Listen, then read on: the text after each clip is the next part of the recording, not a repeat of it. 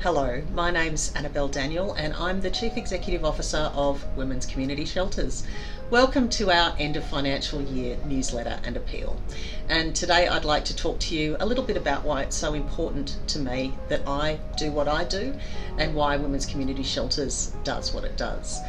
A little bit over a decade ago, I was a shelter manager and I had to make the decisions every day when we had a vacancy as to who I would take into one of our shelters.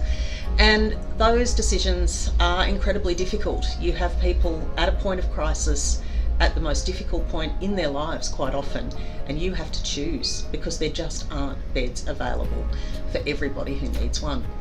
And I remember one particular day where we had one room available, and one of the decisions that I had to make was between a phone call from the local police station who had a young Aboriginal mother. She was 22 and she had 3 children with her and she'd been assaulted and she needed somewhere safe to go because home wasn't safe anymore.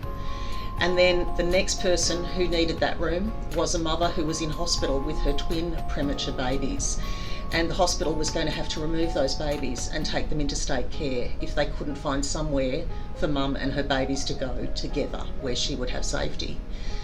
And I just was outraged. I believe that in that period of time and any year in Australia, there should be a safe bed for any woman or child who needs one, who's leaving domestic violence or homelessness. And that's why we do what we do. And just a $50 donation can provide everything that a woman or child needs for their first 24 hours in one of our shelters. And obviously we welcome bigger donations too. But what we'd really like you to do is get behind Women's Community Shelters so we can create another 40,000 safe bed nights for women and children, and so we don't have to make those really difficult choices every day.